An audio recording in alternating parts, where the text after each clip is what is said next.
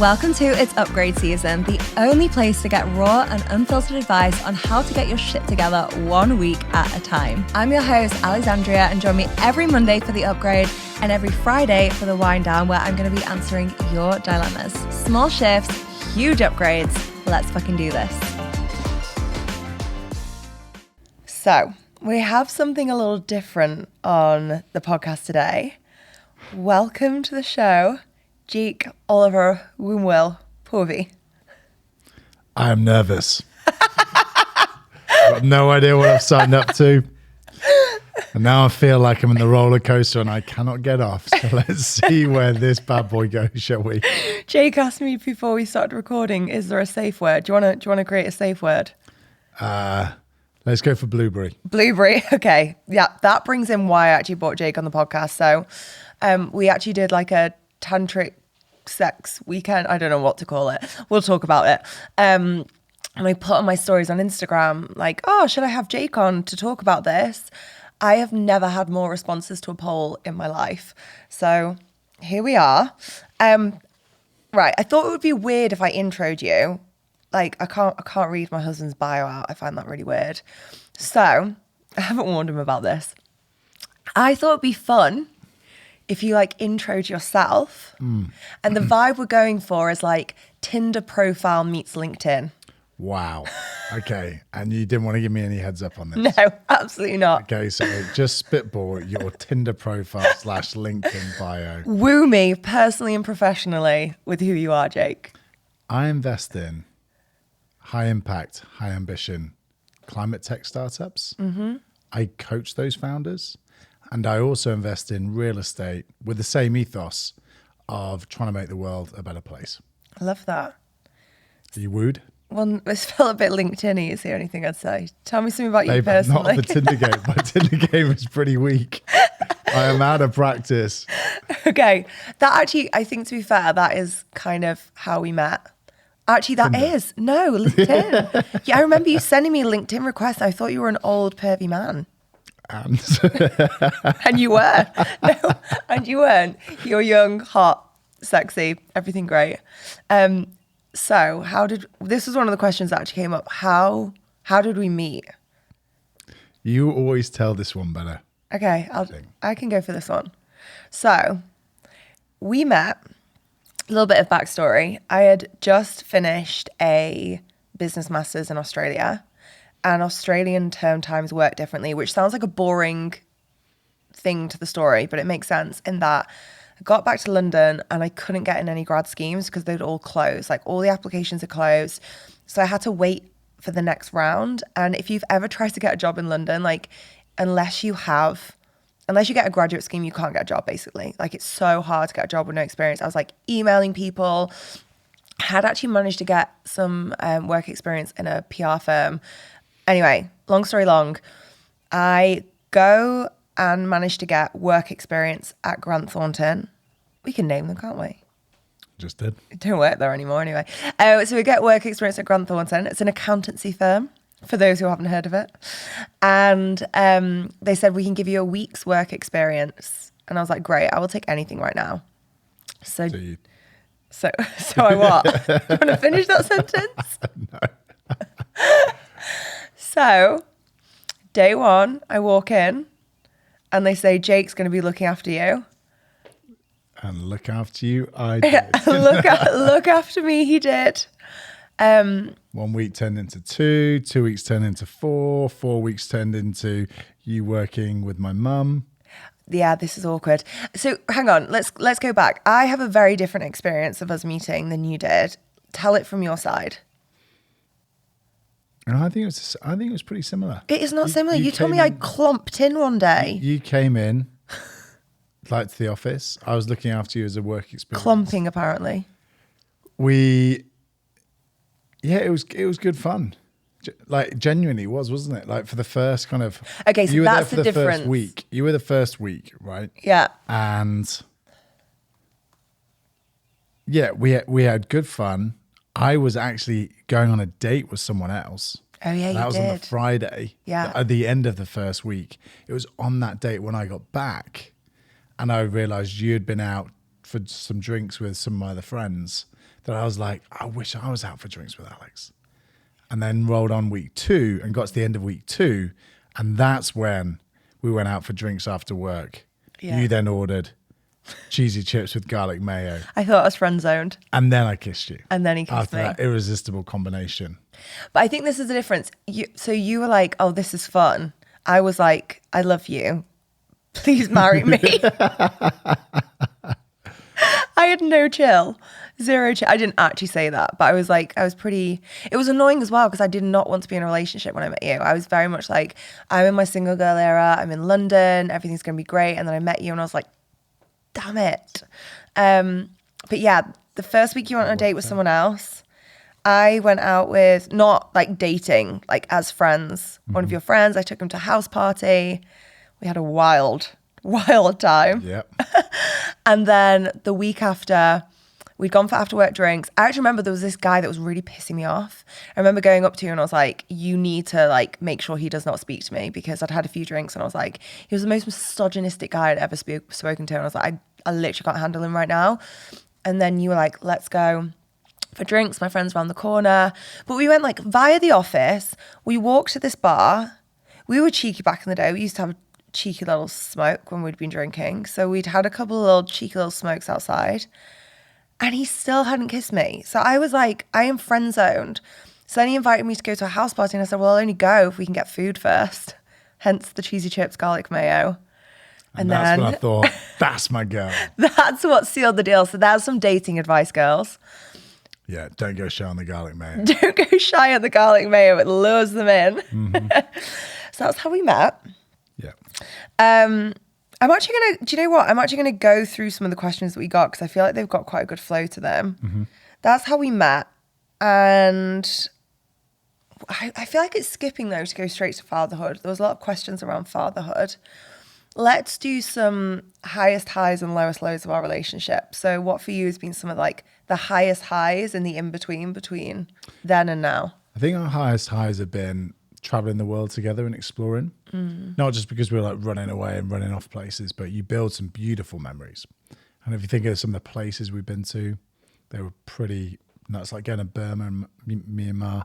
Yeah, that was pretty nuts. We had some great experiences there. Like the evening when it just rained and we were stuck on the roof. Do you mean we've forgotten to book accommodation? We had booked the accommodation. We hadn't quite appreciated that our bus dropped us off at like 3 a.m.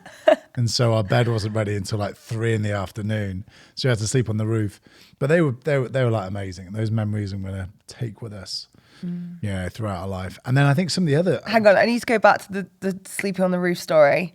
We weren't just sleeping on the... I think that could be quite a romantic image. We were on the roof of a hostel in a single bed under a tin roof with the worst thunderstorm you've ever seen. Yeah, it was wild. It was wild, but it was also so... I was shit scared, but it was so romantic because I was like snuggled up. Each other because there wasn't enough space to like actually both of us lie flat. So you had to like basically spin each other next to each other like that. Hold on for dear life.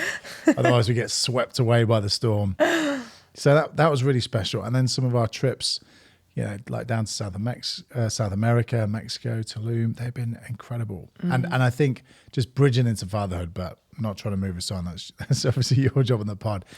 I think now about how we show up as parents, and I'm really glad we had a lot of those experiences because we can now bring those into life. You know, just that like perspective, the context, the experience. You know, we can hopefully show up as better humans and better parents for little Leah.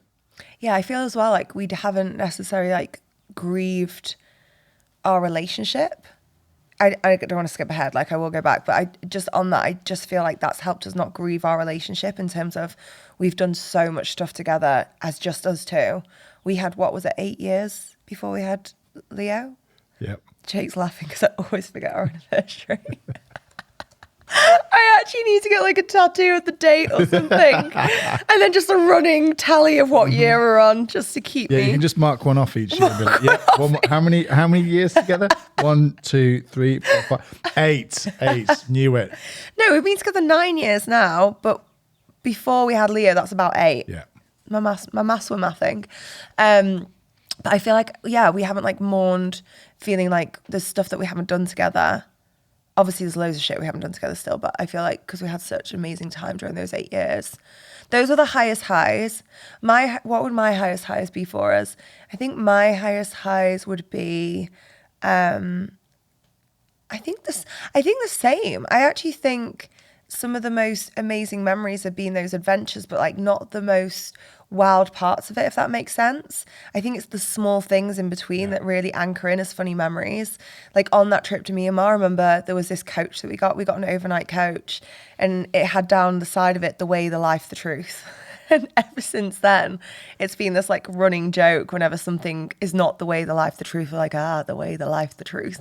It's like little moments like that I think have been really special. And things like going to like Burning Man. Yeah.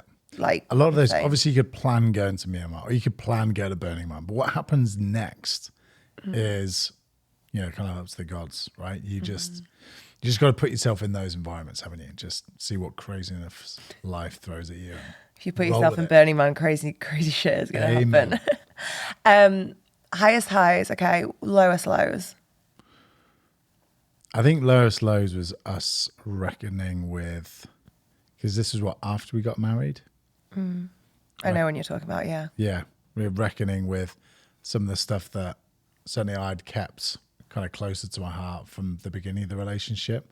And suddenly it was things that we probably, we definitely should have told each other. I should have told you way before, right early on in our beginning of our relationship. And whilst I wish that had never happened, I'll always be grateful for like just the anchoring that gave in some respects. It was like safe to be completely honest. And it was safe to be just totally yourself. And there was nothing we couldn't handle. There was nothing we couldn't share. There was nothing that we couldn't go through together. So I think whilst that was a horrific time, I think what's come out of it has been really special. Obviously, I wish that had come out right from the very beginning and not taken that pain to go through, if that makes sense. Yeah.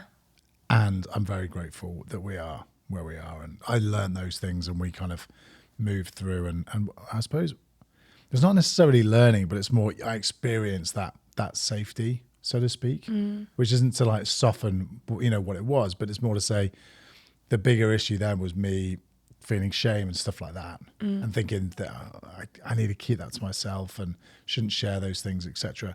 So moving through that, suddenly you're like, oh, there's no shame here, or any of this shame is welcome and it's going to be handled with safety and love. So I think that was the lowest low.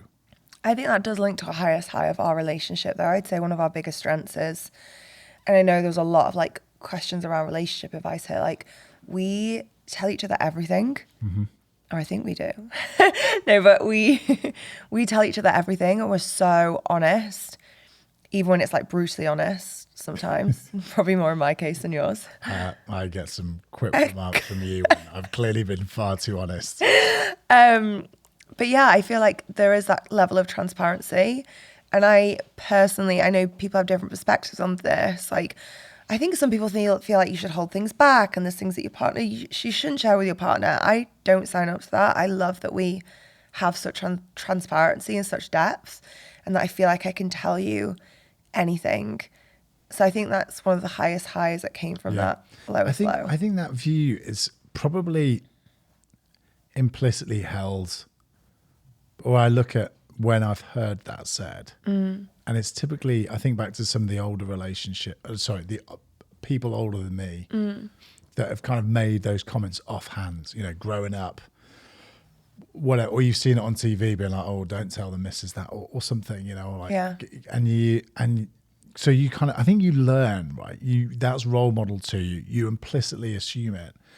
And then it comes to that situation, you're like, well, I better just do that thing that everyone role modeled for me when I was younger. And you realize actually it's bollocks. It doesn't serve you, right? And it just leads to you just building that distance, right? And that lack of kind of connection. So yeah, and I think you just need to prove to yourself, and your partner needs to prove with you, right, that this relationship's going to be your greatest teacher. It's going to be your greatest source of strength. And that if it's strong enough, right, or if it's worth it, and it's going to stay with you through life, right? And it's strong enough to make that journey with you. It can hold anything. I love that. And I love that you spoke about through life. Amen. Grateful to hear that. No, but I think it does speak to an approach we have to our relationship as well, which I think we've really lent into recently a lot more as well, which is this continuing to fall in love with each other and meet new parts of each other through that journey, rather than, I don't know, getting bored of each other or just settling. Or settling. Yeah. I just don't think we have that. Like okay, we're 9 years in. Took me a minute then. But I can't imagine ever being bored of you. I fall more and more in love with you, and like get more excited by our relationship as we go on. There's less of a pulling away. There's more of a coming together. Yeah. But I think we've done that through loving and honoring different versions of ourselves and allowing that spaciousness to grow. Would you agree with that? Yes. And I'd also just say we move and we do a lot of stuff. You mean physically or? Metaphorically. There's new stuff to fall in love with all the time. Think about changing careers, and you need to embody and demonstrate different qualities. And you see that come through and you're like, I love that about you. I love how you now do. Like this podcast, for example, and the fierceness with which, and also just like the quality with which you've just like thrown into it.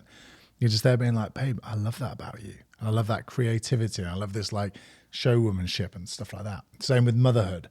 When I just look at how you mother Leo and just think, babe, I fucking love that mother part of you, or you as a mother, it's a whole new part of you to fall in love with. So I think that's what I mean by we move, I think if it's one thing if you just stay completely the same, like environment, doing the same thing, being the same person, same kind of life, struggles and joys. I'm not saying you can't keep falling in love with someone then, but I mean, for me, it just felt so easy. Like when I see you doing all these amazing things and trying and growing and building, you just got all these new parts of you to fall in love with.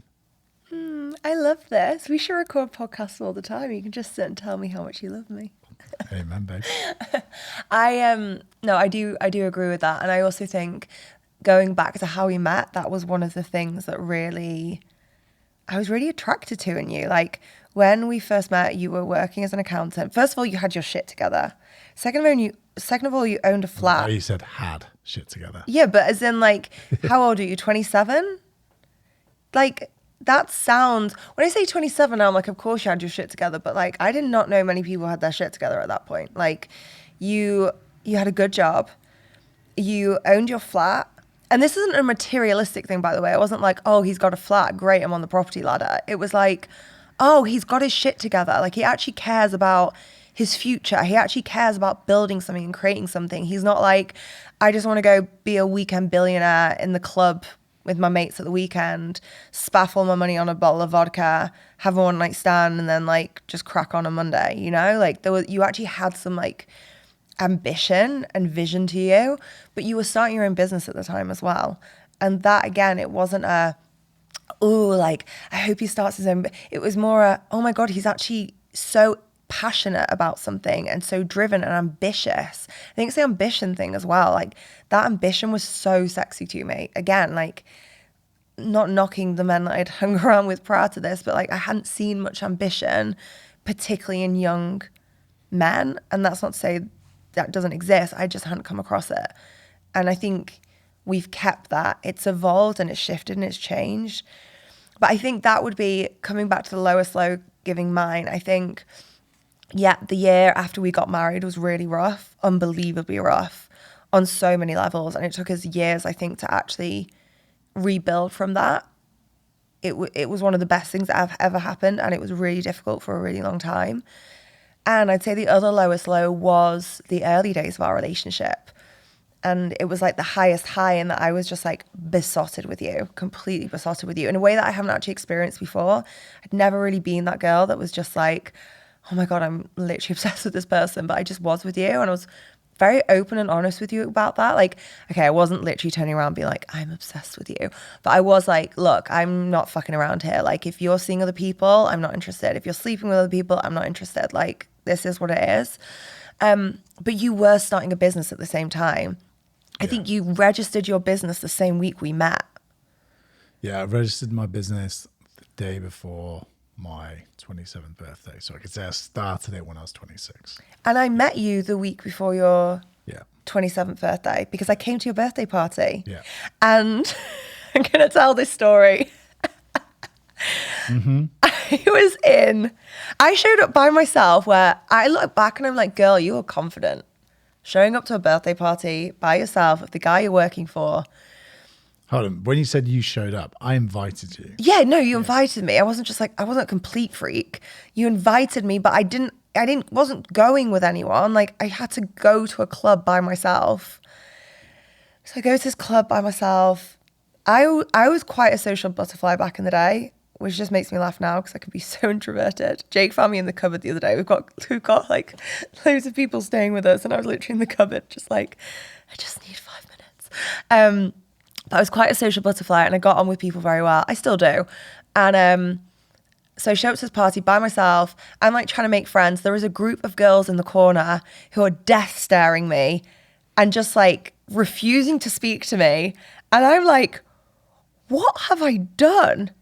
And did you tell me at the time, or did this come out ages and ages after? I can't remember now.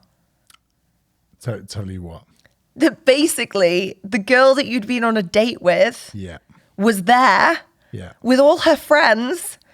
And I was like the other woman. I was never the other woman, by the way. But like they'd obviously created a narrative that, oh, Jake went on a date with blank. And then Alex has rolled in and now he's dating her and he's invited her here. I went on one date. And then was like, this isn't going to be working out. And then had you told her that? I can't remember. Okay. I can't remember. And that's not to say, oh yeah, definitely had. Or I genuinely can't remember. But I think it was pretty clear. Yeah, it's clear to you. Yeah, no, it was. And I don't think they were obviously particularly thrilled about it that like the week after I'd invited someone else to my birthday, which I totally get. Yeah. You know, so her and her friends were like, whoa, what is this? So I totally get it. Like it was that could have been was bruising. I get it. I would have been like the loyal girl to my friend. I just did not know any of this stuff. So I was getting like evils from the girls in the corner of the club. It's great. We all ended up friends. I went to Ibiza with them once. They're great girls. And here you and I are. Yeah. But the reason I was talking about that was because you started your business. Yeah. It must have been the same week that we met or the week before. You started your business. And I think that was a really hard time. Yeah, I was a slave to it. Yeah. Wasn't I? Like I was doing, I'd work 6 till 9 on that business, then have to turn up to my 9 till 5. But I'd take my 1 hour lunch break by going into my WeWork office and doing another hour. So by 1 p.m., I'd done 4 hours in one job, 3 hours in the other. Finished my till 5:36. And then I'd go from 6 till about 9 back into the WeWork. Yeah. So it was like 15-hour days. Yeah. Across 2 jobs. Yeah. Then commuting. And then it was like, babe, I'd love to see you. Let's go out for dinner at like 10 p.m. or something like that. Or like, why don't you come round? Invite you round, leave you just chilling on the sofa with my flatmates. Yeah, and true story. You can just have dinner with them. I'll be out like 10. True story. And I mean, fair play to you. Like, whilst that was shit, I think you saw that. I don't think you were particularly happy with it. But it wasn't like I was kind of like, you know, a gambling addict doing his thing or something. It's like I was just committed to this endeavor. And you said like, is this my ideal? Absolutely not. Do I see and understand where this kind of commitment's coming from? It felt like you did. And yeah, it all worked out. Whether we could have taken a different path to get there is a different question. I don't know. It's weird, isn't it? I think one of the things I've realized being in this relationship is often the things you love the most about a person can be the things you find the hardest. Yeah. Because I just wax lyrical about how I fell in love with your ambition, and I loved that you were starting a business, and your commitment and your dedication when you were starting that business was incredibly sexy. And you hated it. I hated it. It was but I felt like it was hard for me as well. You know, we've got to remember, I was 24 when I met you. I was young. I look back now and I'm like, and it's weird because if a 24-year-old came to me and was like, I think I've met my husband, I'll be like, whoa, girl, chill. Like, go on some more dates. go see the world, go do some things. No. And there is no doubt in my mind that we were meant to be together and that was the perfect time and it was all perfect. But I look back and I was 24. Yeah. I wasn't particularly emotionally equipped to necessarily deal with that either. And I think I felt like I was in competition with your business a lot because it was like, oh, he's picking the business over me. Oh, he's picking the business over me again. Oh, it's the business over me again. And like, I remember there was a couple of circumstances where it was like, I'd met your friends quite a lot early on. Like I'd go to your flat, you'd be working, I'd be chilling with your flatmates. I met your parents. I went on holiday with your parents really early on. But you hadn't met my family and you hadn't met my friends. And I found that really hard. I remember there'd be a couple of times where I'd be like, can you come out? And you'd be like, no, like I can't. And I found that really, really hard. Yeah. Yeah. It's, I think I was trying to pull you into my life into the spaces that I could, the very limited number of spaces that I could. And I'd kind of plan out, right, I'll work this, then this time. But I'm getting on that holiday. So why don't you come with me on this thing that I'm doing? But then when it was the other way around and you were saying, well, why don't you come to this with me? I was like, no, that isn't in the schedule. Like there's no time for that. You know, like I can't be pulled into other people's kind of spheres right now, which was, pretty fucking arrogant and selfish, you know? And at the time, I think you just have that tunnel vision, don't you? On this like cause you're committed to. And you're like, I've just got to get this thing done, you know? And there was so much like intensity and like heat around just achieving that goal, right? Of starting that business and making that leap from like leaving a job, starting it up, raising the money for it, hiring the team, all those things, that it was the absolute tunnel vision. And all of those micro moment decisions was just, that's not going to work. That's not going to work. This is the goal. It's not going to work. And it wasn't pretty at all, right? I'm not saying that. And I'm not saying either that it was okay. But I think if you look back at it, it was, in a way, it was only, I think I'd struggle to see it working many other ways, you know, just because there were two jobs, you know, like I had to stay employed and had to do this other thing. Yeah. It just, if I was like, oh, do you know what? I'll do a couple of hours on Saturday morning or something. It just wouldn't have worked. It would have like spluttered, and it all would have been a waste of time, you know? Yeah, totally. So it's either like just commit and just make it happen, or don't commit and just don't do any of it. But like a 50-50 could have been the worst because the business wouldn't have happened and you would have got 50% of the shit. Yeah, I feel like this is like therapy because I was going to say, you said then I was pretty arrogant of me. Like, I don't see it like that now. I think I've totally hands up. I struggled with it at the time, but I look back now and I agree with you. I don't think there was another way you could have done it. And I think hearing you explain it in that way of like, I only had these limited pockets, so I just tried to bring you in when I could.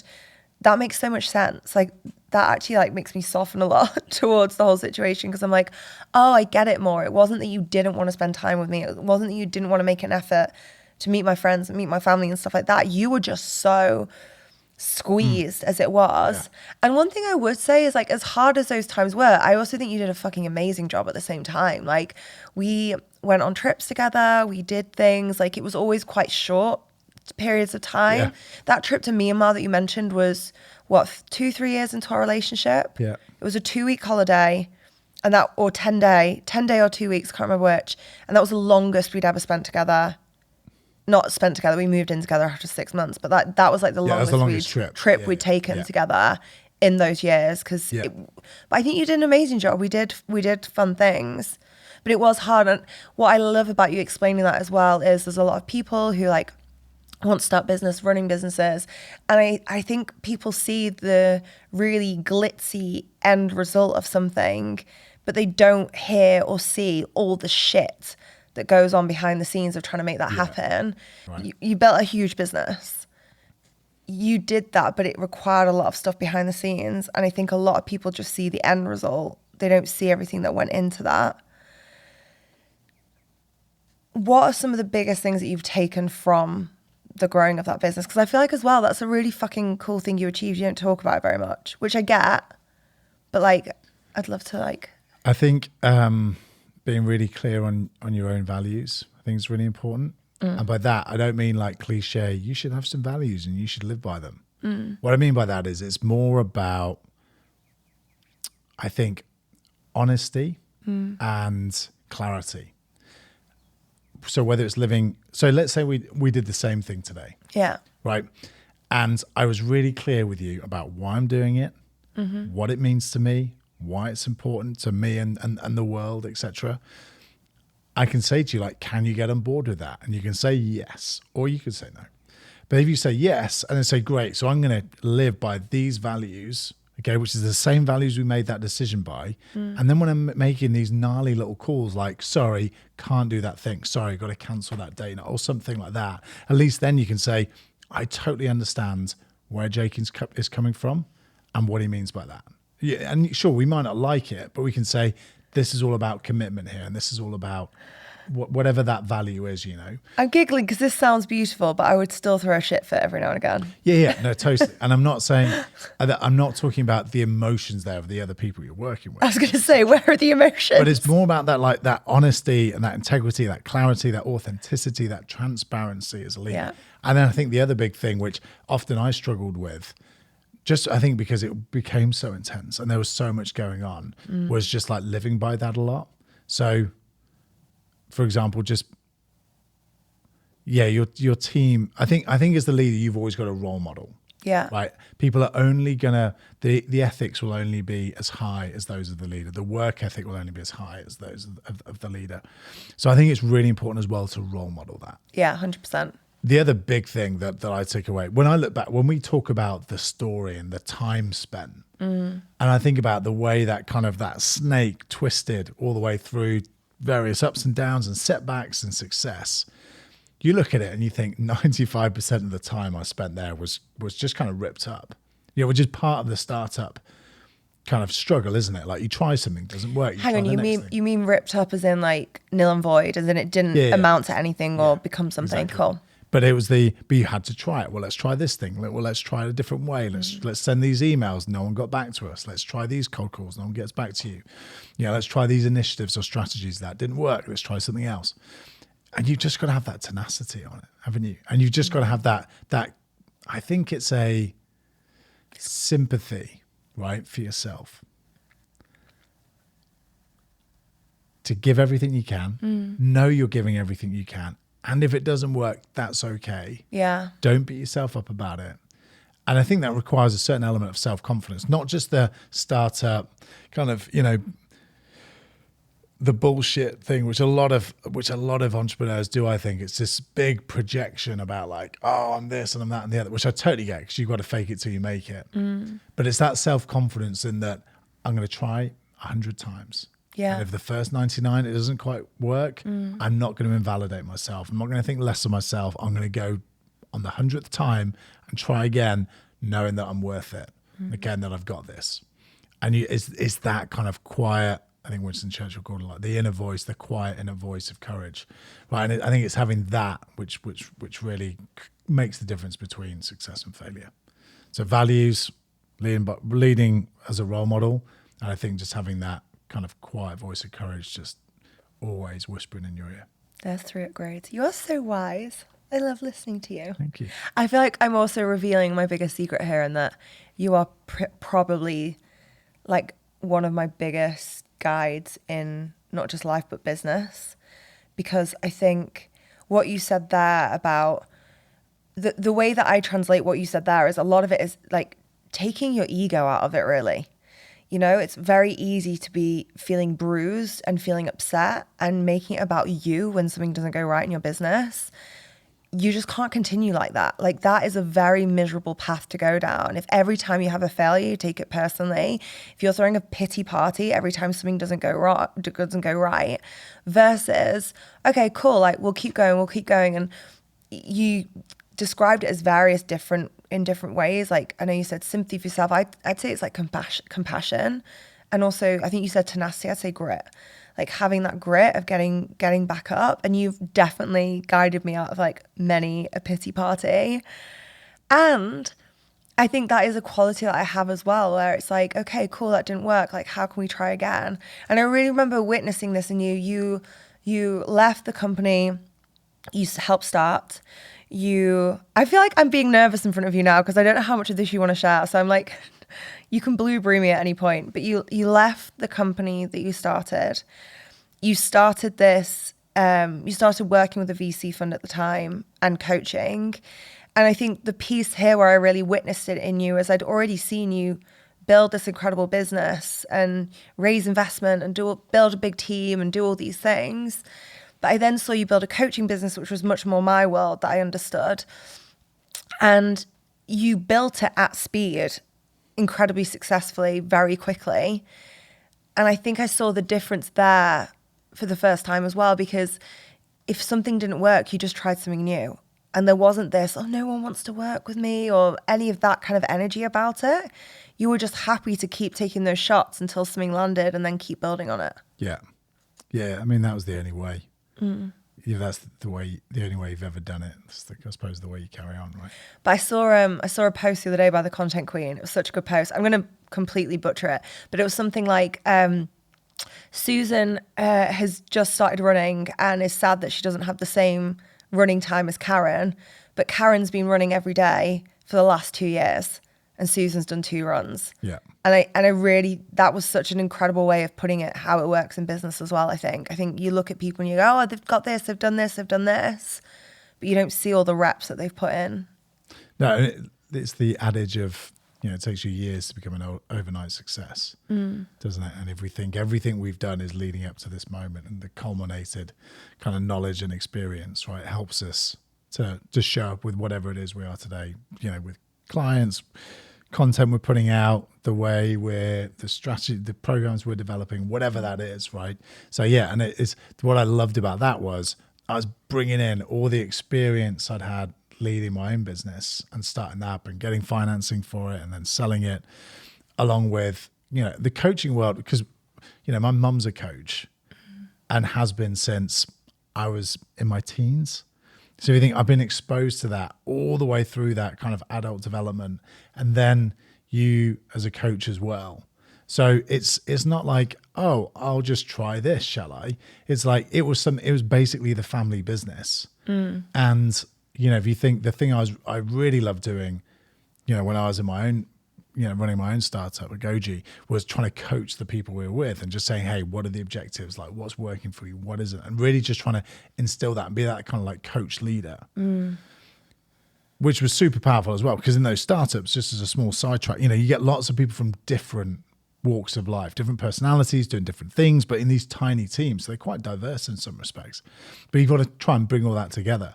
So then trying to, do that as a coaching practice was exactly the same thing of working with all these different founders, these different experiences. And that's what I love about climate tech and coaching these climate tech founders, was you sometimes had these incredibly technical founders, from like the battery space, from the hydrogen space, circular economy, retail, etc. But you had to help them understand and tap into, what their own leadership looked like. So that's what I really loved about that. I love this. Okay, I'm going to switch it up a little bit, just because one of the questions was, I felt like we just talked about like your business success. One of the questions was, how proud are you of your wife and all she has achieved? Oh, incredibly, incredibly proud. Because I think you're really harsh on yourself sometimes. I was going to say, I feel like a knob reading that question, but it did get asked. Yeah. So I was I'm going to ask I feel like you're really hard on yourself. And I look back at everything you did with Cham, getting that listed in some of the biggest retailers in the UK. That was an incredible achievement. You then decided to walk away from that because you just weren't enjoying it, right? Yeah. But that would have been hugely successful. Okay, well, it was hugely successful. But I mean, if you'd said, do you know what? I'm just going to keep going on this, because you've been doing that for like what? A year, 2 years or something? I think it was about a year, 18. I think it was about 18 months. So you were listed in major retailers over a super short period of time with this like formulation that everyone said like, oh my God, this was incredible. That's why I got listed that way. You're on TV with it. So if you'd kept going, like who knows where that could have ended up. That was your choice to then move away. And then you came to coaching. And then whenever you have a low moment, it's almost funny because I see the things that I think you should see, if that makes sense. In that I always think about when I see the testimonials that you've put on a story or something like that and the impact you've had. And then you might be there having a low moment or a question as to like, what do I do next? And yeah, am I good enough at this or that, the other? Having those quiet moments of like insecurity and doubt. And I just think, babe, you realize what you've done before. You realize all the impact you've had.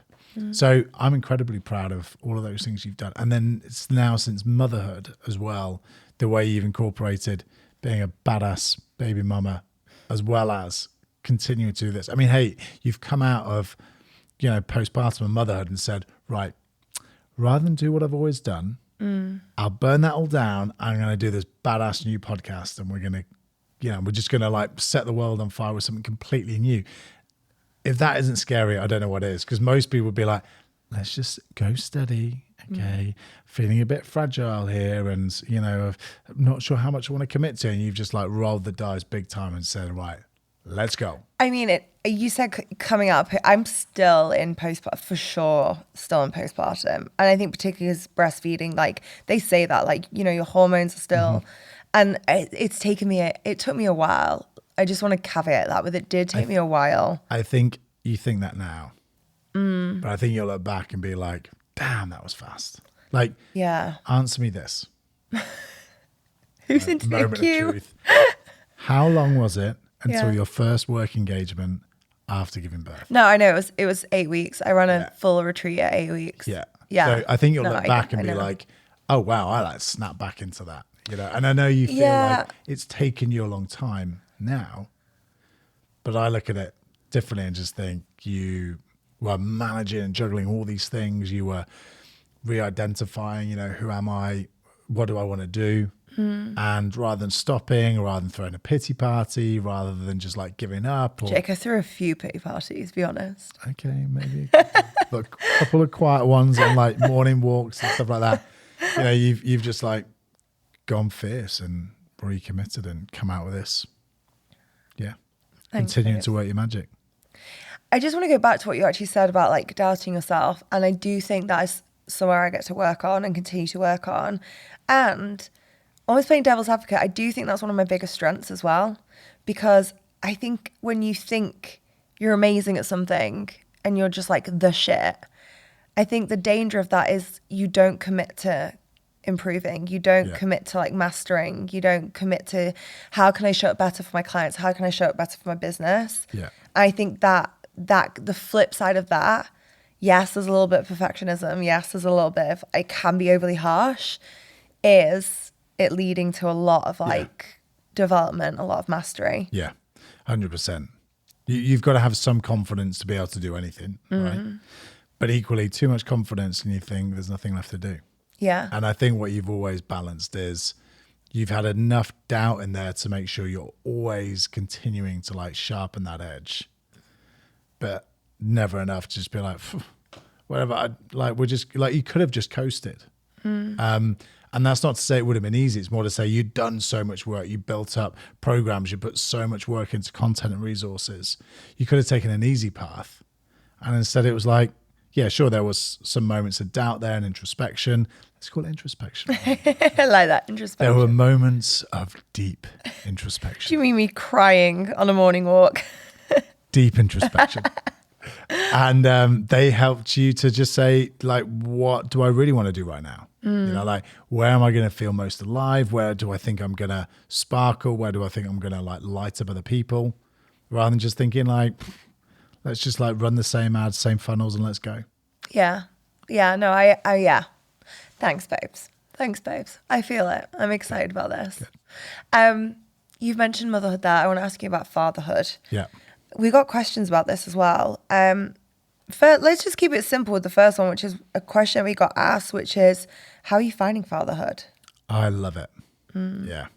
Like, let's take the last 24 hours. Having margaritas Not that Leo was drinking them, but Oh my God, I am actually, can I say this now? I am actually a little bit hungover. Yeah, well, I suspected that. And you're not the only one. I'm not. I was driving. Jake was driving. But yeah, so certainly my parents were a bit hungover.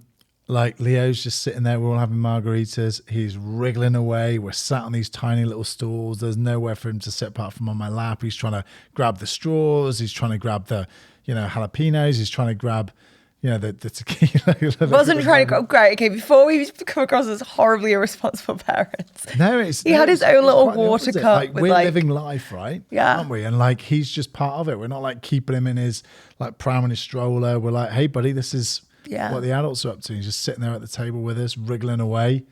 And I was just like, you just keep wriggling, buddy. Like this is like he couldn't have been.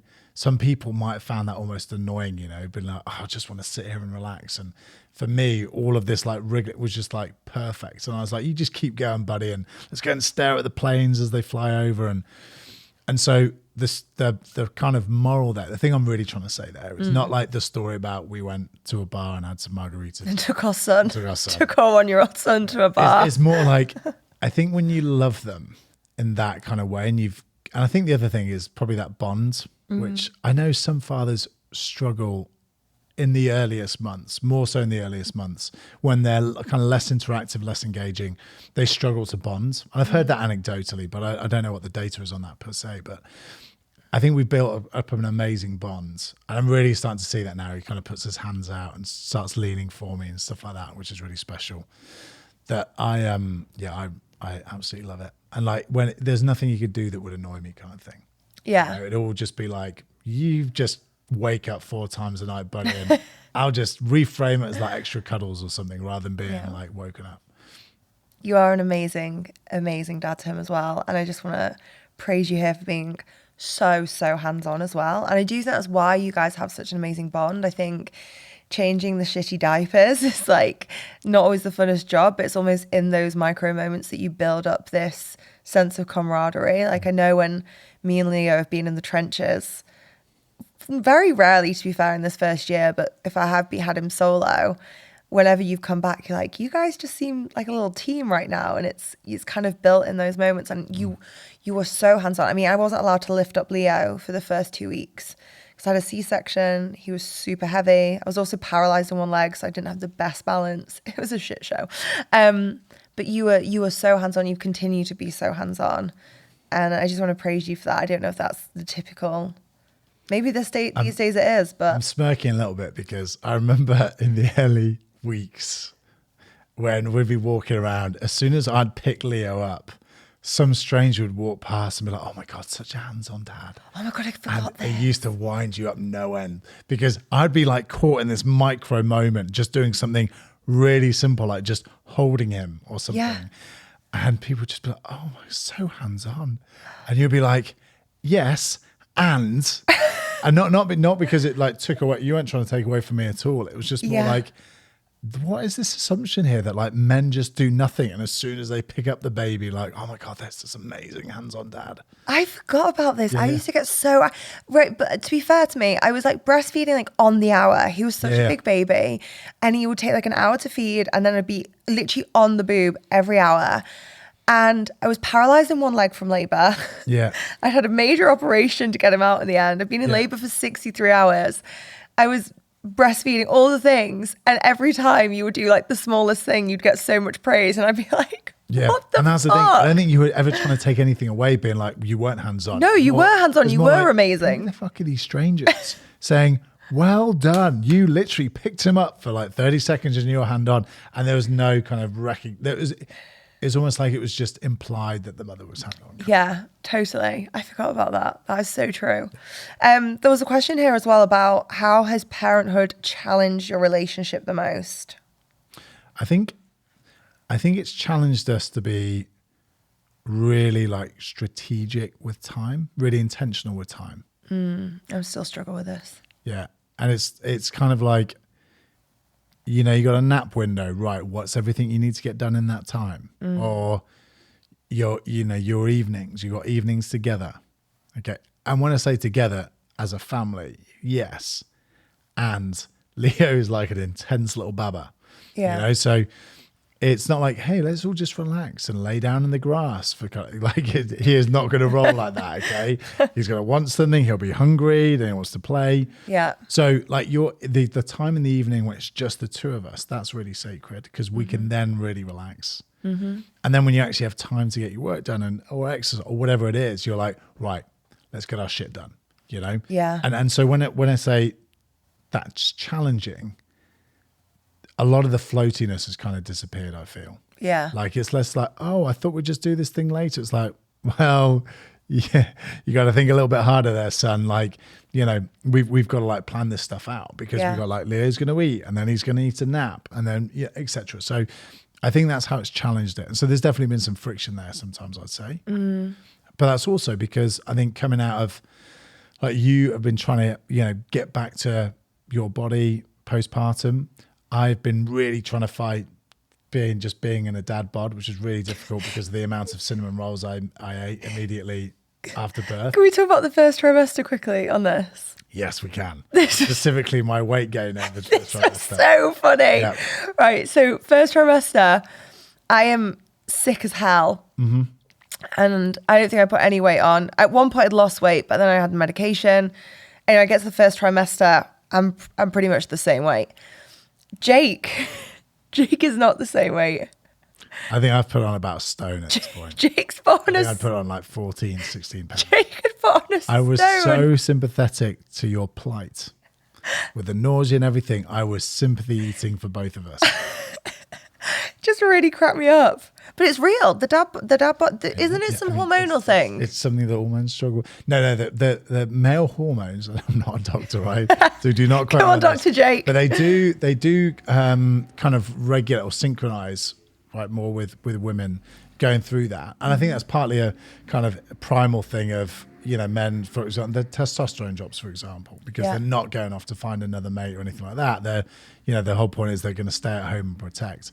So I think male hormones definitely change, and I'm just a really sympathetic husband. So sympathetic. But also it seems like, we're saying about the timing. Yeah. I remember like I wasn't exercising as much. Like you were in bed and stuff like that. I wasn't going to be like, hey babe, I'm not sure if you're awake or asleep yet, and I know you're probably in bed, and just stuck there feeling nauseous as hell. I'm going to go off to the gym for like an hour and a half or go and like, go for a super long run. So I think there's a lot more of like us just kind of staying together and just being like, hey, what do you need? Like, what can you manage, etc. I think it was that, but you basically became my carer for a while. Yeah. Like, I don't think that's really an exaggeration. Like, I wasn't really safe to get up and walk around the house. I would often get faint or dizzy or like it wasn't like I was that safe. Yeah. And the other part of it was when I had to run out and get things like waffle machines for a single waffle, because there was that craving for one, and then the day after it had gone, I was determined to make the most out of these machine or like whatever. The toasty maker. The toasty maker, the cravings. I was like, well, if she doesn't want them, like I'm sure as hell going to finish this. I would literally buy food and have one bite and be like, no. Yeah. So that's where a lot of the kind of sympathy eating / human dustbin came in / then we ended up having put on a lot more weight than I expected. I interrupted you there though. You were saying you were trying to fight the good fight when it comes to the dad bod. Oh, so yeah, I think I had this thought a while ago. I'm sure loads of men have it. Like you want your son or your daughter for that matter to be role modeled with just having healthy parents, right? So when do you start role modeling that? Because the first couple of months are not going to know what's going on, but then is it 6 months? Then is it 12 months? Or what about when they're 4? Or suddenly are they going to start caring when they're The point is, it doesn't really matter. You can pick an arbitrary date, but the reality is once you've got a child, like you should start role modeling. I mean, you should ideally start role modeling it for your own benefit. But if you're doing it for them, like, what are you waiting for?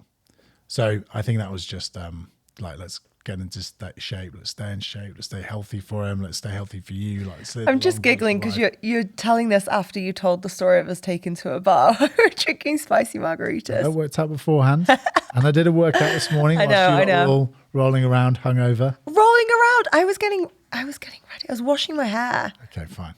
The days of being a mum where you're like, please, can I go wash my hair? Yeah, you do have to schedule that. I have to literally schedule in washing my hair. I think there's also something to be said there for you talking about our time together being really sacred and our evenings together. Yeah.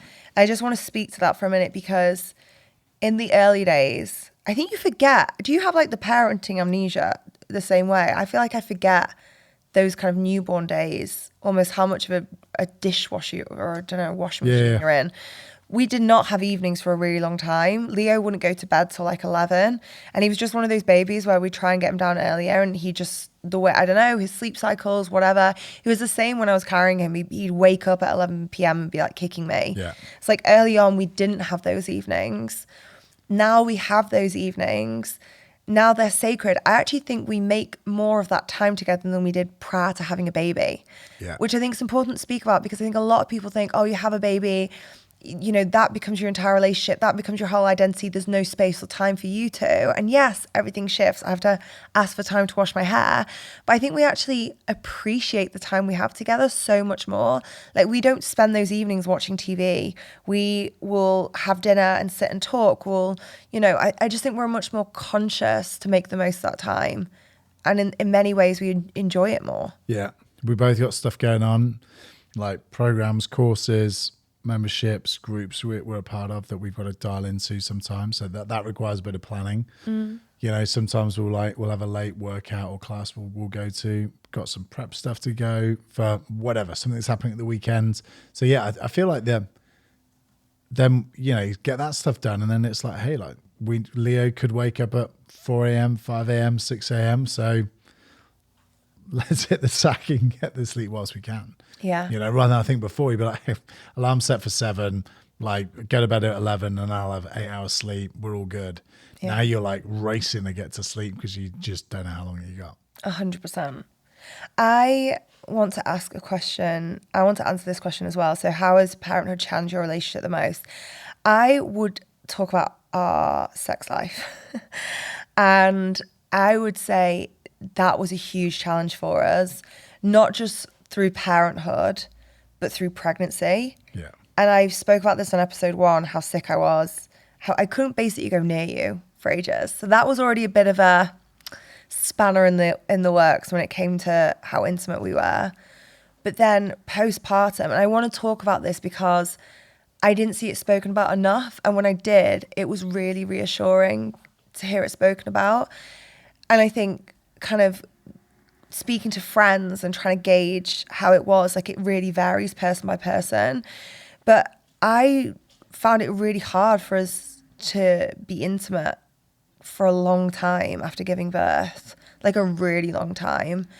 And I actually think we managed the challenge really well, but I do think it's worth speaking about because I don't think it's, like I said, I don't think it's spoken about enough. I didn't realize that would be, they tell you get signed off at 6 weeks and you assume, oh, right, everything's back to normal. No, like that was not the case. Yeah. I think it's men, obviously their bodies don't change through pregnancy unless they sympathy eat like I did. But obviously women's bodies do. Mm. And I think women often feel, they'll often feel loads of things coming out of pregnancy, postpartum, about their body. That relationship with their body's changed. Mm. I think there's 2 things that men can do. I think the first thing is just act as if, like, I think I did a couple of times, which is, babe, don't worry about it. Like, I still love you. And almost pretend it's not a thing. Or pretend it's not a thing, but it is a thing. Or do you just mean like... No, as in like, babe, don't worry about this. Like the fact your body's changed, like I still love you, like, etc. So you weren't pretending that part. No, not pretending. But belittling the change that women have been through and just saying, ignore it, I still love you. And I think I did that a couple of times. And I think that was quite frustrating to hear, actually, because you're like, but I have been through this huge thing and my body is radically different and I have a totally different relationship to it and it feels different, right? Partly because, you know, Leo's still breastfeeding and nursing, etc. And then the thing that I hope that I warmed up to and got my head around sooner rather than later was just like embracing that a little bit more and just saying, yes, I know all these things have changed, and even if they were to change all over again, I would still love you. And the funny thing was that there was a huge part of me that loved you even more because of everything you'd done and like what you'd done for Leo, what you'd done for us, and bringing that little bundle of joy into our lives. So you might have felt looking in the mirror that things weren't the way they used to look. But I think at an emotional level, I almost fancy you more because of what we'd been through and what you'd been through, if that makes sense. So that was quite a difficult one to kind of square, right? Because you were feeling worse about it and I was often feeling better about it in a way, just thinking like we'd just done this incredible experience together. So yeah, that was challenging at times. Not to mention the complete lack of sleep. I know there were a couple of times. Also, the baby was sleeping in our room. Leo was sleeping in our room. Sleeping in the room. I remember a couple of times, you'd start warming up, right? And then suddenly you just hear this, and you're like, oh no, like, it's all like all game over. Off, Yeah. So, and maybe this is bridging to what else you're going to talk about, but I think that intimacy is not necessarily like saying, hey, we've got 20 minutes spare. Like, come on, let's get down to it, right? It's more just saying, hey, let's just practice some of that intimacy, even if it's just having a bath, or let's just stay close and get close and just really try and like sink in. Let's just kind of maintain, nurture that connection between us. Yeah, right? for sure. And I think that can really help, because that isn't about how we're feeling necessarily about our bodies. That's much more of a connection about how we're feeling between and about each other. And I don't think it needs as much work. I mean, we still weren't as good as, or certainly I don't think I was as good at that as I could have been or wanted to be. But I think back, like if you can just maintain that at least, all of the other challenges that come with kind of sexual intimacy, they're very natural, I think, like coming out postpartum and having a baby. But I think as long as you can just kind of keep that intimacy and that connection alive, that's half the battle. It's interesting because I think you spoke about it a lot then, from my body physically changing, which was a big thing for me. And it was weird because when I was actually pregnant and getting bigger, I felt terrible, but physically I didn't look at my body and think, God, I look big. I was like, this is beautiful. I'm growing a baby. It was probably one of the few parts of pregnancy that I did really enjoy in respects. I liked my body getting bigger. I liked growing the baby. That was fine. I think what was so startling to me was you give birth. Because of the labor I had, I was told, oh, well, good for you. You've got the benefits of having the equivalent of a vaginal birth and a C-section. Yeah. So you're going to feel like a shit show down here and you're a shit show here. Yeah. And, good luck on the recovery journey. Added to that, I was paralyzed in my leg and no one could tell me why. And you're left with, I was incredibly swollen as well. Oh my God. Like, I actually showed our nanny a photo of my foot. And I remember that. And even she was like, oh my God. Like, that was wild though. The swelling was like, I didn't have, like, my limbs were just, that was part of the reason as well. Like, they couldn't tell if I was paralyzed or not because I was so swollen. They were like, is it just the swelling? We don't know. I was so swollen. So I had all this stuff going on. So I was left with this body that wasn't working in many ways, was in a lot of pain or recovering in a lot of ways, and just looked so shocking to me. You maybe if you're a mum listening to this, you know this already, but when you give birth, you still look pregnant. It takes a while for your belly to go down. And then when your belly goes down, I had all these stretch marks and loose skin that I didn't even realize. I never had like the red kind of stretch marks. I had no idea I had stretch marks until after I'd given birth. And I was like, oh shit, like I'm covered in stretch marks. And I put on 55 pounds during my pregnancy. I lost about 30 when I gave birth, which says a lot, with swelling, amniotic fluid, and a 10-pound baby. But I was still 25 pounds, 2 stone heavier than I'd been before. None of your clothes fit. I did not feel sexy in any way, shape or form. Like, it took me a lot of time to feel accepting. And I'm still working on that, I think. I'm still bigger than I was, and my body has changed. And I have the little mum belly that you get because things have just changed down there and I have the loose skin and I still obviously have stretch marks for life now. So like, I think I'm still on that journey, but I really look back with so much empathy for myself then. I'm like, yeah, you went through the roughest 10 months ever. You had this incredibly traumatic labor and then you're left in this body that feels so alien to you.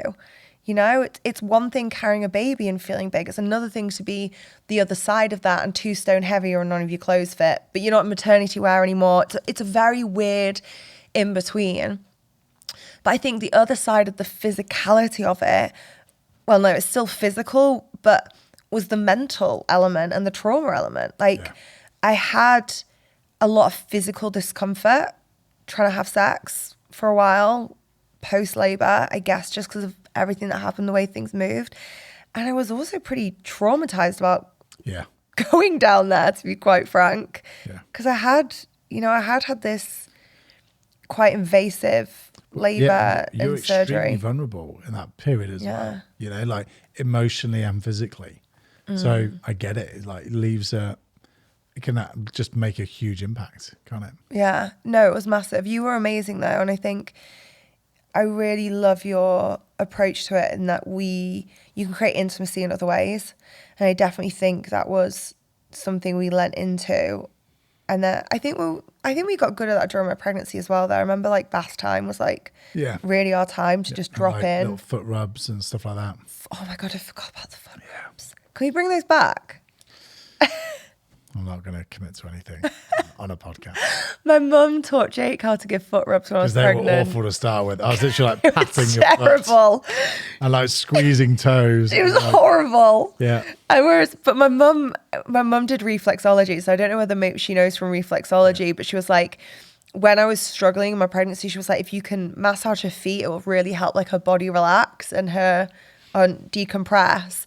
So she gave Jake a little lesson. Oh, one of those life skills. It was a life skill. Oh my God, they were amazing. On that point, like men aren't prepared for foot rubs. I'm glad you finished the sentence. No, they're not. I don't think society does a great job of preparing men for pregnancy. Bearing in mind, most of us will be a partner through it.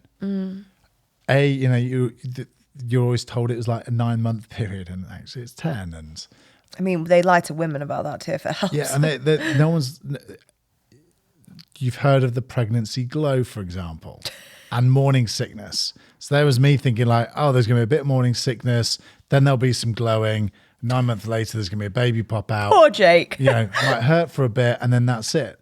And it's not at all like, no one tells you about like, oh, there could be loads of swelling, and like, this is how you best support your wife, and like, let's do some breathing and all those. And then during the pregnancy, afterwards, and sure, you can just ask questions, right? And just try and be a loving and supportive partner, and that gets you most of the way there. But I mean, it's not really talked about even for men. Like we don't talk. I'm not saying this is like it's a mental health, pandemic thing. I just mean older men don't really speak to younger men, or fathers don't speak to sons, or mothers don't speak to sons about saying, hey, this is this pregnancy thing that you're highly likely to go through. As a partner too. These are the different stages. Like, these are the things you need to think about. This is what a great pregnancy partner looks like. I don't think there's much of that at all to help men become better partners. No, you're so right on this. I remember you trying to buy books and they were just all really cheesy and terrible. Yeah. And then I feel like I say fortunate, but I think you've also consciously created it. You have amazing male friends, most of whom were fathers, who gave you like proper stellar advice. Yeah.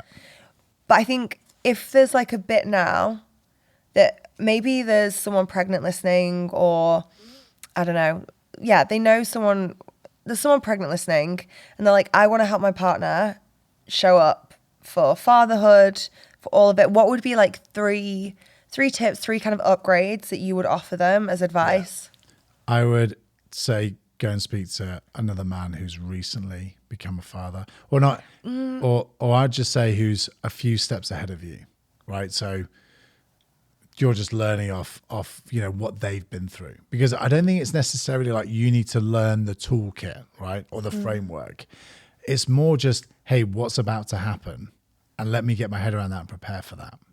I'd only caveat that with like, who are you asking for advice though? Because I think there's a lot of questionable.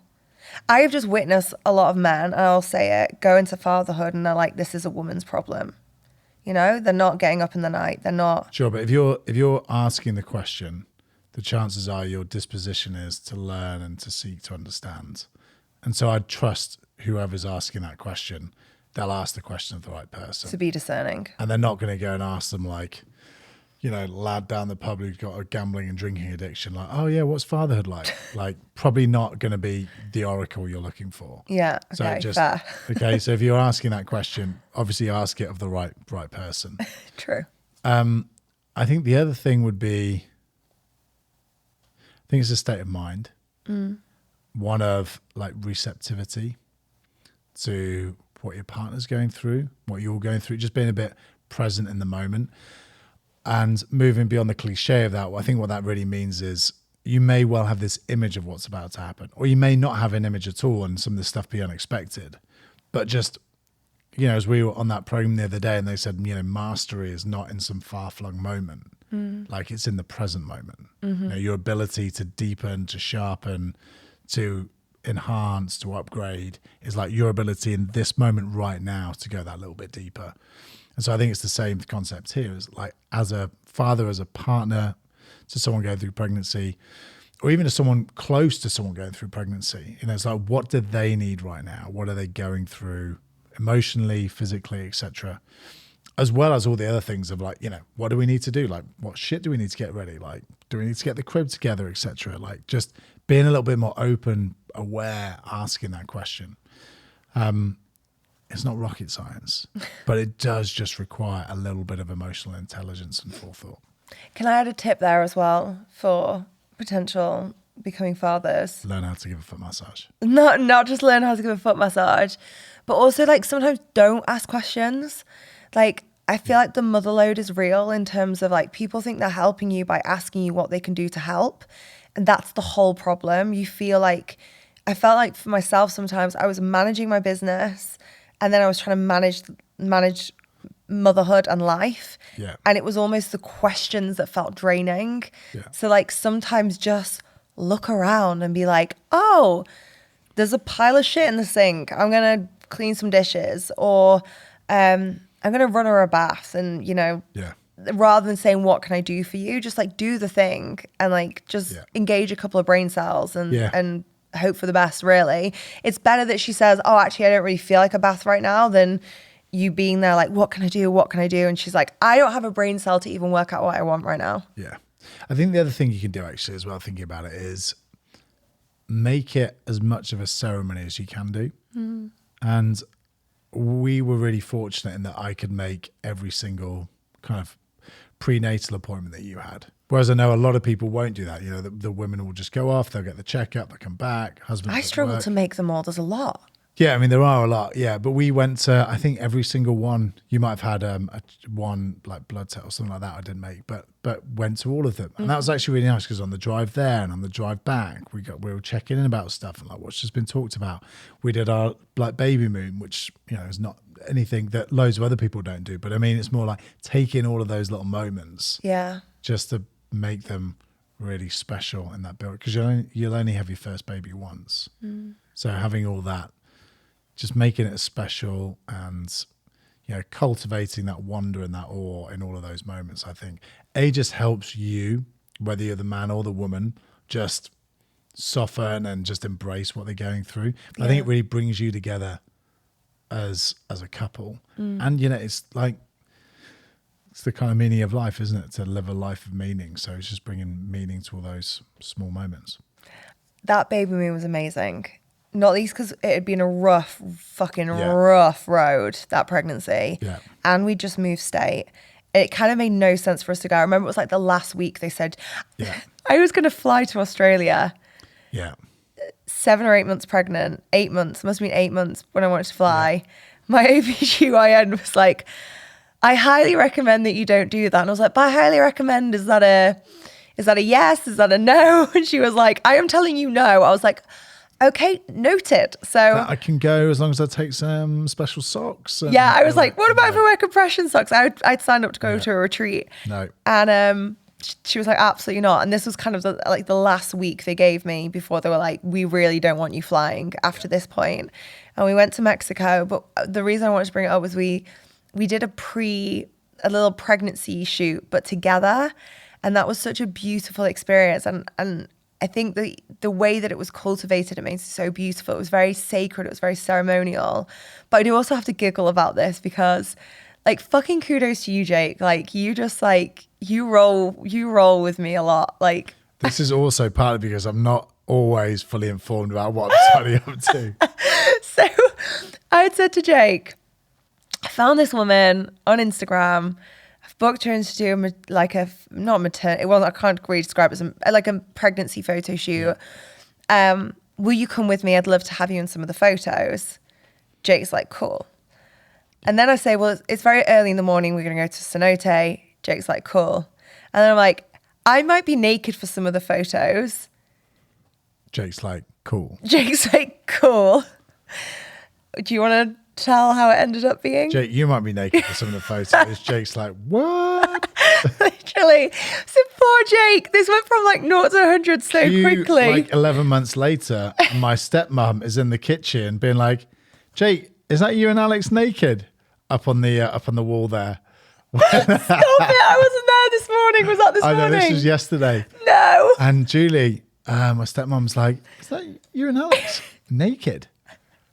Hanging in like the kitchen. And obviously it's like very classily done. It's like a very kind of, is it film noir? Anyway, it's quite like kind of black and white and like various strategically located leaves and like side shots and stuff like that. You can't see any cock or ball. There's no kind of private bits in there, but it's just you and me holding each other, kind of embracing whilst naked in the jungle, which is a badass shot. Yeah. But it wasn't quite what I realised I was signing up to. I'm like, babe, will you drive me there and will you do that and maybe get involved in a couple of photos?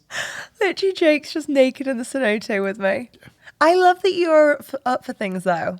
Yeah, I think it's partly because I just don't think about it too much before I'm like, yep, let's go for it. What's going to happen? Can't back out now. Right, okay, we're doing this thing. Might as well embrace. But I think coming back to like our relationship, like falling more in love with each other and keeping it fresh, I do think that's part of it. I think we're both pretty much like down for anything. What are you roping me into stuff that I'm not fully aware of and then being like, well, I'm in it now. Keeps it fresh. There's a relationship tip. Just rope him in and don't tell him what he signed fresh up for. On the toes. I love this. I feel like there's so much that we're talking about. I feel like we're going to do the wind down, but we might need a part 2. But there's one last question that I just want to ask here. Because it relates to motherhood, fatherhood, becoming parents, and it kind of brings in the business side of things. It's a very practical question, but it's basically asking about business and financial changes once becoming a mum and how you navigated it as a couple. So I could give you the correct answer, which is make sure you've got life insurance and all that sort of boring stuff. Oh, I love that you love the boring stuff. Yeah, which... I wouldn't have even thought to answer that with this. But I think the more interesting stuff, that's more like, how do you make sure Leo's got whatever he needs in life? We're not going to leave him high and dry, etc. But I need to caveat all of this with this huge statement that we were incredibly blessed that I sold my business, right, just after Leo was born. Yeah. Right. But that did mean that, we knew we could take the foot off the gas a little bit, and like we could just make sure we were really present and we were there and we weren't like having to work. We could just enjoy this moment. So I think that was pretty spectacular and pretty out of the ordinary. But that's not very helpful, right? So let's bring that back. But let me just talk about that for 1 second, just because I think we spoke earlier on in the podcast about this crazy time in our relationship where it was really hard and you were working 15-hour days and 2 jobs. And it was like that for years. To be fair, you finished the other job partway through. Yeah. But you were still working 15-hour days just in that other business then. So there was years and years. And I think it is beautiful to just get to know, okay, there was sacrifice and there was difficulty. And it did end up creating this incredible situation for us as a family, which I'm like immeasurably grateful to you for. So I think there is something to be said for that was that It was wild timing that, you know, Leo's about to arrive and that kind of came to completion. And I think just the second thing quickly on that is that we didn't need to work, but we did. Yeah. We didn't just like completely not. And I actually struggled mentally. Yeah. I really, really struggled mentally. And it's still something that I'm definitely navigating my relationship with all of it. I found it mentally hard to say, oh, well, cool, I'll just stop everything. I had like commitments to clients, retreats, and also commitment to myself. My identity was wrapped up in it. It wasn't a case of just like, oh, cool, I'm just going to take a year off then and just like learn how to mum. For me, it was very much, okay, cool, I'm going to continue working. But it definitely did, on the flip side, relieve that pressure. Yeah, definitely did. But I think some of this is also a mindset, isn't it? Because you can argue you can always be seeking more, right? 100%. You'll never have enough. And you've got everything you need right now in this moment. So I think part of it is a perspective shift. Yeah. Right, is that you'll never get that time back. So regardless of how much money you've got, like those memories are immeasurable in terms of their value, and you'll take those with you, you know, beyond your deathbed, whereas the money you won't. Mm-hmm. So I think that from a perspective point of view is really important. And it's also quite difficult and quite jarring. You know, like if I was still working in an office in the city of London, I would have had 2 weeks, you know, paternity leave. And then I'd be expected to be in the office at like 8:30, working till 6:30. And I probably would have had a nervous breakdown. Yeah, and I'd be gone for 12 hours a day and would get home after Leo had gone to bed kind of thing. So I'd see him for like an hour in the morning and that was it. So, you know, I think that's 100% a perspective thing, and like just making as much time as you can there. But from the business point of view, I think men and women differ slightly in how they respond and think about it. Because I think women will often say like, this is a huge part of my life purpose is being this mum. And we've seen it with some friends, for example, loads of friends saying like, I think it's safe to say a huge part of most women says that I just want to be with my baby most of the time, or a lot of the time. Not all of them. Not all of the women all of the time per se, but I think most of the people, our friends, have said a huge part of them wants to be with that baby a huge amount of the time. Men, on the other hand, I think as much as they want to be with their kids, also have this huge part of them, which, you know, take it back to the kind of primal hunter-gatherers, like even more so than ever now, I need to go and hunt and kill and slay. And there's that almost like battle cry energy kind of thing of like, if I'm going, it's not because I don't love the baby and the wife partner, it's because I love them that I now need to go, and I need to go make a shitload of money or be successful or be impactful, whatever that is. But it feels really alien to me, at least.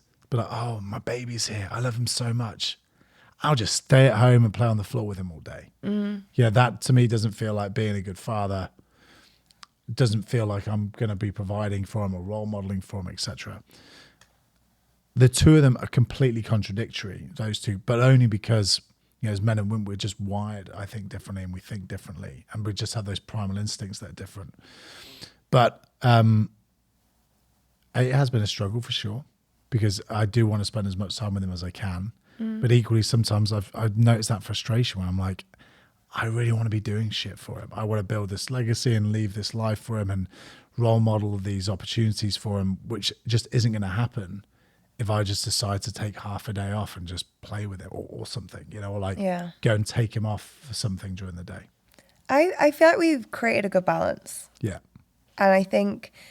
I love our balance, the way we do it, Yeah, I love the way that we do it. But I think I have to caveat it again. Like, it's our personal balance that we love and that works for us. And that is going to look completely different for someone else. But if we go through our day, we get up, you go get Leo from the crib, you change his diaper, bring him into the room, I feed him. We'll typically then get up as a family, we'll go for a walk, give Leo breakfast, we'll have like a family morning. Yeah. And we do all of that pre 8 a.m. Yeah. He was getting up at 5:30 the majority of the time. So, you know, we've had those 3 hours family time. Yeah. We then work 8 till 5. I say work in a loose sense in that we both work from home. We have childcare that comes to the house. Yeah. Particularly for me with breastfeeding, I was in out a lot more. I'm weaning at the moment, so I'm navigating that shifting now. But we see him a lot during the day. Yeah. We're in, out, we go see him, we have cuddles, we have playtime, you know. Not to mention, he's a noisy motherfucker. He's so noisy. So you're on calls, you can He loves to shout. He's such a shouty little man. And then he's got his walker at the moment, so that's like rattling across the floors whilst he's shouting. But we're in and out with him a lot.